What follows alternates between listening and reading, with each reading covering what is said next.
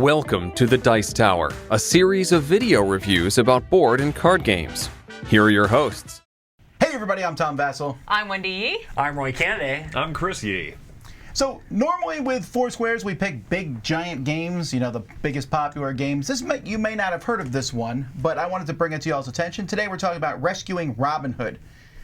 There's a lot of Robin Hood themed games out there, and most of the time they have nothing to do with Robin Hood or...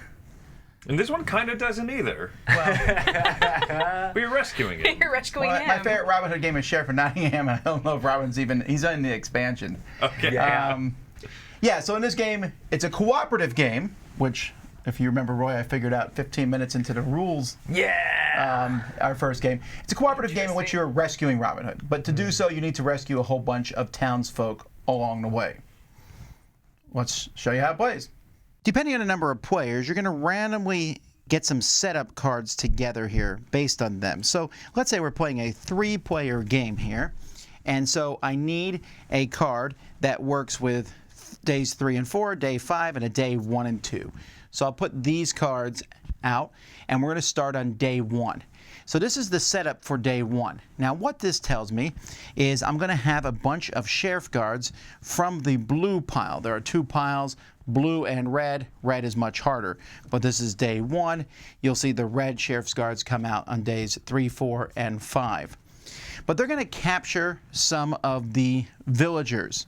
So there are a bunch of different villagers in this game that are going to be copper, silver, and gold medallions. So it shows me that I take a copper in it. So we have Walter Webb and Tim Burr are being harassed here by 7 sheriff guards. So from this pile, I'll go 1, 2, 3, 4, 5, 6, 7.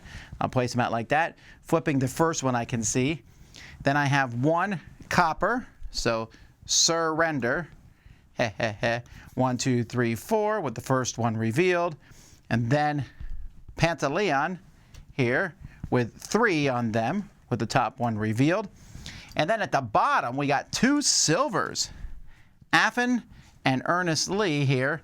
Both of them, on top of them, there's going to be 9. 1, 2, 3, 4, 5, 6, 7, 8, 9. Now to rescue these villagers, you're going to need to defeat that entire pile of cards. If you don't before the day is over, then these cards will be captured by the sheriff and will come back to haunt you later on. Well, how do you go about doing that? Each player has a little stat tracker that they're going to have here, and they're going to have a leader.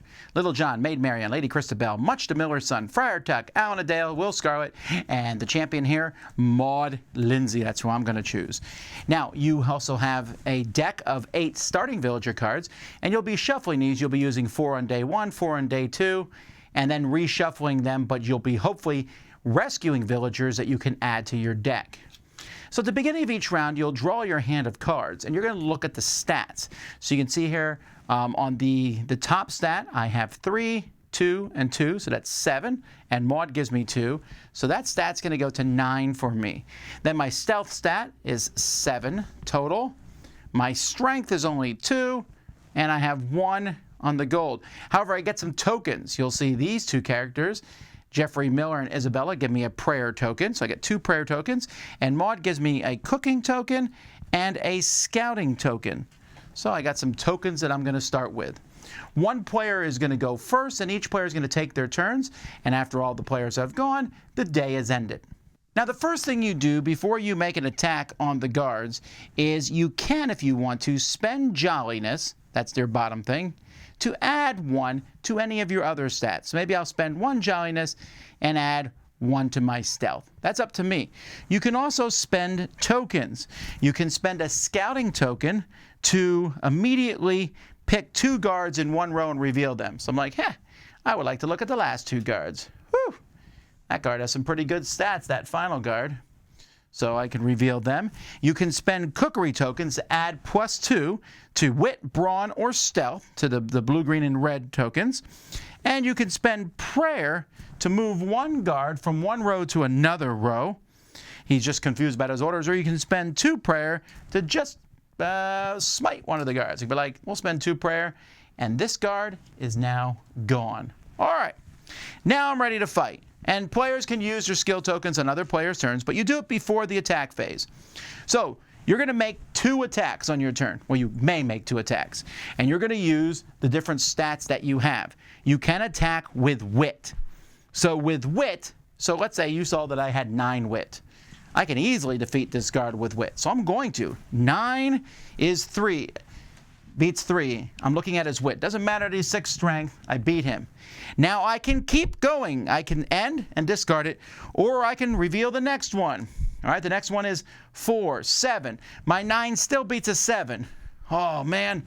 How far do I want to push my luck? I can do a 1 or a 2. If there's a 1 or 2 here, I got it. Let's push my luck. A 3. Oh, I failed. If I failed, then I attack. I leave them there, and my wit's gone. My wit completely failed, and all the guards stay there. If I stop, though, then these guys would be gone. I reveal the next one here. So that's a wit attack. You can kind of push your luck going through, looking at the blue stat. You can also attack with stealth. Stealth is pick and choose. So I have 8 stealth. With 8 stealth, I can go, I'm going to attack this guy, and this guy. You can go through and pick any number. I could even do a face down one, but I'm assuming that would be a 2 or not. So I probably won't. So I'll just do these 3 with a stealth attack, which leaves 1. Oh, I could have killed him with a stealth attack because he only had 2. The other thing is brawn. With brawn, so let's say there was 3 guards left, or 4 guards left here. I say I'm going to use brawn. At that point, I reveal the entire row. I have to be able to beat the whole row. Brawn is all or nothing. If you fail brawn, well, again, you miss, and otherwise you kill them all. Now, whether you fail brawn or not, if you fail, the next person doesn't get any of your brawn. But if you succeed, the brawn you didn't use goes to the next person. And if you don't do a brawn attack at all, your brawn, all the brawn you have and all the jolliness you have go to the next player in turn order. So you can save up your strength for one major attack on the 3rd or the 4th or the 5th player, depending on how many people are in the game. If you take out a whole row of guards for any reason, then you've rescued these villagers, and at the end of a round, you're going to decide whose decks they go in. These villagers are better than your regular villagers, and once you start getting the gold villagers, look at Emma. She's 8 in wit, and Cassandra Fletcher is a 10 in her the stealth. When you're finished, you'll start another day. And you're going to keep doing that till you get to the final day. And the final day, you're going to have to get into Sheriff of Nottingham's castle, which, as you can see here, has 24 of whatever. You're going to choose one of those to go through. And you're going to be kind of going through, I'm not going to set it all up here for you, but it's all red guards at this point, and red guards have much higher numbers. You can see these. They can go up to 8, I believe, on these cards. So that's pretty high. So you're going to have to go through the guards and then through 3 piles of guards to rescue Robin Hood. That's all you have to do is rescue Robin Hood. But then if you want to, you can fight the Sheriff of Nottingham and a whole bunch of other guards. And this is where each villager that you haven't rescued is going to cause you a little bit more that you're going to have to deal with. So here's the Sheriff of Nottingham.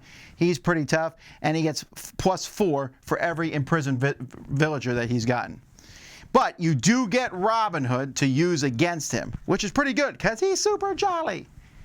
Anyhow, you can win the game simply by storming the castle to free Robin Hood and the villagers. If you decide to, then you have an alternate thing where you can go fight the Sheriff of Nottingham and take him out. If that's still too easy for you, the game comes with challenge cards that you can make the game more difficult with and add these cards like player tokens cannot remove cards but can shift them down by 2 points. And there may be things on each day that affect what's going on. Like here it says band leaders get +3 brawn in this first round, or Sheriff's Guard have -1 wit. So that helps make the game easier. You can then use these challenge cards to make the game harder. Either way, you're all going to win or lose together.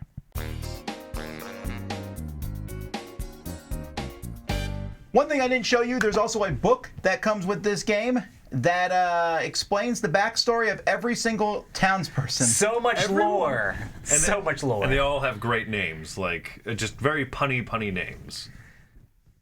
I'm glad Chris thinks they're great. I thought it was hilarious because there was at certain points during the game where we're like, who is this character? I was like, read it from the book, read it from the book. Let's check the almanac.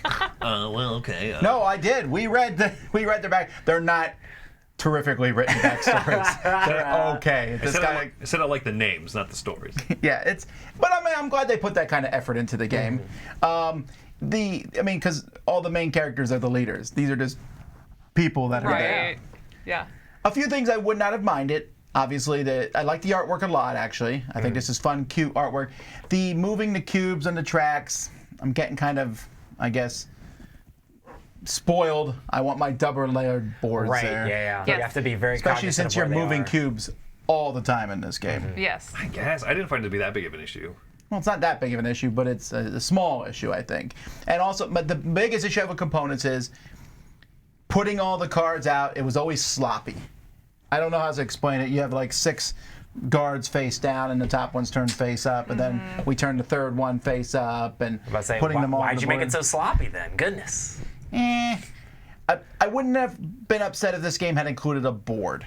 Ah, I see what you're saying. Would that have made it any neater or I think that nicer? would have made it more of a table hog, though. I don't care. I think that And would it have been changes fine. depending on players and what you're doing. Different amounts of rows come out. Sure, well, you just have to have a certain number of rows. It doesn't matter where the rows are. I see what you're A saying. board with each row there, and then just lay the cards out. I don't know. I don't know. I'm nitpicking here. Yeah, because I think that the nitpicking. presentation, the look of it, it's Right. great. I really like the tracks are very legible, and I don't feel like they were too small where I'm constantly bumping other things, right? And so I don't really have complaints about the production because I imagine that this comes at a a reasonable price by not Right. having to include a big board and all those other things. Not to but I like Shut. it. I didn't have any issues with the way you laid out the stuff, but I'm used to playing like card games and cooperative card games on like really small play areas, so I kind of bunch up my cards all together anyway, so that wasn't an issue for me at all. I really enjoyed like the way that the game kind of presented itself. Sure, if I needed another row down, I could just move it over to the side. With the board, I couldn't do that. Anyway, I'm right. It's sloppy. But hey, the game itself attracted me instantly because it feels different than any other cooperative game I played. In most cooperative games, the vast majority of them are do bad thing, do good thing to counter the bad things that keep happening to you. Right. There's no bad things happening to you in this game. The sole feature of this game is to build yourself up. I mean, I guess the bad thing would be not rescuing somebody. I think the bad thing already happened before the game started. Yes. Everybody got caught, and now you have to save everybody. Yep. And I really like that idea because it's a reward system. Work really hard to get these villagers to put in your little deck of cards, and so that you can have at the end, you build that deck of 4 to go fight the final one. I really enjoyed that because I get tired of playing a game where like, here's my strategy. Oh, never mind. This bad thing happened. We got to deal with that instead. Sure, you Yeah, could let's just go put kind that of fire out. you could say, hey, I want to go. I want to get cards into my deck that are going to be huge on the red track, and when I'm not the first player, you can share the red track resource to the next person. I think and that's so one I'm of my gonna favorite huge- mechanisms. The sharing. sharing the red track. Like, it's very fascinating how that works. That's one of the things that I loved about this game was how much it felt like we were actually cooperating. Some like cooperative games, like you can't do as much to affect and help other players. This one of the resources you get during the game, actually 2 of the resources you get during the game, you can just pass all of it to the next player. So we're always making these decisions like, okay, I'm going to do these things, but I'm going to save this to pass it to you. And there's a bunch of like tokens that you have for different abilities, whether you're doing like prayer to like move people around or different like searches to try to like figure out what's in the row to try to like make that math work for you. And you can choose when to use this sort of like at any time. And we were helping each other a ton on all of that. It's like, okay, on my turn, I'm going to use this and move this here. Okay, your turn. Oh, well, now I'm going to use this here and move that there. There was a ton of cooperation as we played this game. And that's like the hallmark of a great cooperation game that actually allows you to cooperate during the game. Sure. Yeah, and like you said, you can go into the strategy you want. I want to get a ton of the blue stuff so that I have kind of like the best resource of the game. I can keep choosing how far I want to go before I stop, and then I'll get a little of the red stuff. I'm not going to use it. I'll just pass it on to the next person. I'll pass it on to the beefcake at the table, who's just going to like smash a whole row. Slam it. But it also has the thing where you might not want to pass all of it to one person because you may need to use that red on 2 rows. Right, exactly. Right. Yeah. I'm a fan of push your luck, and that's in the game, and it's entertaining to me. I mean, you can use math, like, well, okay, I know that I can obviously beat the next person. Next one, I have a 60% chance, I don't know, I enjoyed that. The pushing your luck was something interesting, but you're not you don't want to push it too much because you hurt everyone at the table Because you get to do nothing if you fail. with that attack. Yeah. Yeah. Oh, and so that's a fun dynamic. Push your luck in a co-op game because it might actually make you stop at a reasonable time, unlike your usual plan of just keep going. You're right, and it does make me stop at a more reasonable time. But I'm asking everyone, you think I should turn over another card? That And way then they're we'll all be in like, on it. well, we can actually look at the card. He still has one of those tokens, and we actually look at the card. It's like, oh, we can definitely beat it. That's really cool. Well, and the cards have the different values per color too. So something that's easy to defeat with the green might be really difficult with red, and so there's. I think that creates an interesting decision when you're trying to decide, am I going to push my luck a little bit farther? Because the next card maybe I'm focusing on blue and I'm flipping over one card at a time. If the next card is really high on blue and I'm not going to quite make it, maybe it'll work for Chris, but I don't know that. So, do I have a higher chance of winning or succeeding than Chris does on his turn when I pass it to him? It's just interesting decisions there. I also find it really interesting the fact that you have these different villagers that you're rescuing as the game goes along, and you can see which ones you're going to get. And these are characters that you're going to build into your deck that you're going to use in the future. And it's kind of cool to be like, we really want to get this guy because he's really cool. Or like, oh, well, maybe we'll just move all the guards to that character and we'll just sandbag them and not take them. But at the end of the game, it still has a little bit of a balance for that, because if you sandbag too many characters or there's not enough people that you rescue, the boss gets harder and harder to fight as you're going into the end of it. So it makes this kind of interesting dynamic of you can do stuff to try to get to the boss a little bit easier without having to take out all of the guards, but then you might not have as built up of a deck and you might have to fight way more hit points worth of stuff. I think it's a little weird that there's 2 endings to the game. Well, I want to talk about that actually. Okay. I love that, and so there's 2 things I really love about this game. One is the fact that it feels different. The other is the difficulty. Yeah. I am so sick of cooperative games that are so difficult to win that you have to stretch to beat them. This one is not that hard to win on the base level. Right. Okay. Just rescuing Robin Hood. You do that, it's not like a cakewalk, but it's not that difficult. But then the game gives you an extra ending. Go beat the Sheriff of Nottingham. That's harder to do. Yes. And then if you think that's still not hard enough, it gives you challenge cards that make it even harder. Right. That's how cooperative games should be. Give me something I can beat, and if I'm like, oh, it's too easy, then I can make it harder. But too often cooperative games go the other way and make it really hard, and then ways to make it even harder, and then I'm like, well, I'm not interested in this anymore. Yeah, no ways to make it easier. Right, and when a game like this has that lighter, easier way to play and the normal way to play it, it makes it more of a welcoming game that can be more approachable for more people. Because when you want to show people a board game, check out this cool cooperative game I've gotten, you don't want to feel like you're just being trounced the entire time. I mean, maybe, I know some hardcore people out there do, but if you're bringing new people into the hobby, it's really nice to have a game that's we can win this together and work together as you do it. So you didn't like the 2 endings? I just thought it was weird. I thought it was strange that I'm focusing in on one thing, and at the end it's oh, if I happen to be able to kill the sheriff or whatever, I it's a thing, but it's not. Am I really rooting for it? Am I not really rooting for it? I don't know. I love the fact that in one of our games we got there and Tom's like, we can't take him out. I just want to take out Robin Hood. I'm like, oh, I think we can go all the way. What's the point if we're not going to go all the way? And we ended up taking out the Sheriff of Nottingham, and it was glorious, I thought. I think hearing you talk about it kind of makes me it's almost like if you rescue Robin Hood, the first victory condition, it's like the end of an episode of Inspector Gadget. You saved the day. Oh, but we didn't get the villain. He'll be back next time. Next time, Claw. Yeah, exactly. I don't know, Gadget. Gadget. Claw is not Claw. So there you go. Final thoughts. Final thoughts and scores. I am really charmed by this game, by the aesthetic, by the simplicity of what you're doing, and the fact that, like you said, it's a very unique game. I think people should really check this one out. I'm going to give this game an 8.5. So I liked it a lot. It's one that I would like to play. We played it with 2-player. I know that we played, you could play it up to 4, right? And it's just, there's a different dynamic with each player count. No, you can play to 5. You can play up to 5. Yeah. So there's more sharing in the higher player counts, but even with 2, I liked it plenty. Just being able to pass that wild resource is huge, and like you said, very cooperative. 8.5 for me. All right, I'm going to give this a 7.5. I agree with a lot of what you said, but there's aspects to this that I don't think I'm going to come back to this over and over and over again, but I think the uniqueness of this is very fun and very interesting, and it does have a lot to give, so I'll give it a 7.5. For me, I'm going to give this an 8. I really enjoyed the game. It is very much math the game and trying to figure out those probabilities, but that cooperative nature of it kind of pushes up for me the fact that you're working together like every step of the way, trying to figure out when you can push and pull on different things and where exactly you should be focusing your efforts. And I found that very enjoyable. So it's going to be an 8. And I'm up with Chris as an 8.5. This game stands out. So few games today, to me, stand out. I'm like, oh, I played the same game as this a million times. This one hasn't. It takes a theme I like a lot, adds a bunch of silly extra lore I didn't ask for. That. But you know what? It doesn't hurt because it is a mathy game, like you said. Right. And so having that extra silly lore on top of there. And it's true co-op.